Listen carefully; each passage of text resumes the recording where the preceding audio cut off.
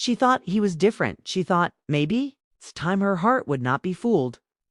She thought his smile was sincere, and his words were gold spun in truth and hope and promise. They met on a rainy night in a small art gallery, where her loneliness had followed her like a shadow, and he stood by the abstract paintings with eyes full of wonder, not at the art, but at her. She felt it. She felt seen, and for the first time in months, she let her guard down. She let him in. She let him laugh with her, walk with her, eat with her, sleep beside her in a bed that once knew only silence and cold sheets. Her friends warned her. They said, slow down, they said. He is too smooth, too perfect, too ready.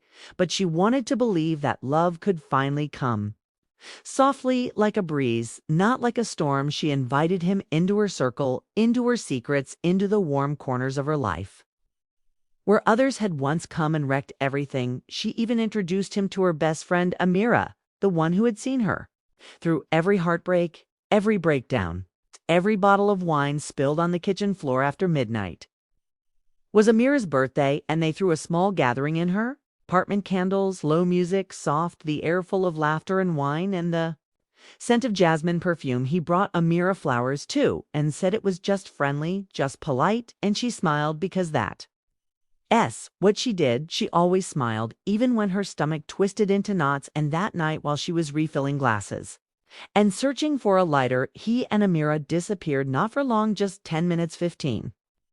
Maybe, but it was enough to plant something inside her, something small and dark and growing. She searched the room when she noticed their absence, and her eyes landed on the staircase, and her breath caught because she saw him not coming down. Not returning, not even hiding, just there in plain sight, walking behind Amira to the upper floor. Her mouth opened, but no sound came, just a silence that crashed into her ears, louder than anything she had ever known. And for a moment she stood still, not blinking, not breathing, not thinking, just feeling like the ground beneath her had shifted and the sky above had dropped, and everything she built was now just dust in the wine-scented air. She followed slowly, quietly, the party still murmuring below like a distant echo. She didn't knock, she didn't call, she just walked to the door that was slightly ajar, and what she saw would never leave her memory. It wasn't the worst thing, not skin, not sweat, not moans, but it was worse in another way. In the look in Amira's eyes, in the way he stood close, in the way their hands almost touched, but didn't, like a secret blooming between them, one that hadn't yet been spoken but had already been felt. And she stepped back, then back again, until her body was downstairs, her breath shallow, her hands cold, her glass slipping from her fingers and shattering on the floor. But no one noticed, because music still played and laughter still echoed, and upstairs betrayal took root in silence. She didn't confront them, not right away. She smiled.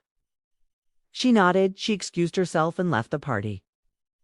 Early, walking home in the rain like the night they met, but now the cold was inside her, under her skin and her blood. She wanted to scream too, cry to ask him why, but she didn't, not yet, not while his scent still lingered on her pillow, not while the ghost of his promises still whispered in her ear. She waited because she needed to know more, to see if it would grow, if it would bloom into something undeniable, or wilt under the weight of truth. He came to her 2 days later, like nothing had changed, with kisses and jokes and plans for the weekend, and she stared at him, thinking how easy lies came to lips that once spoke.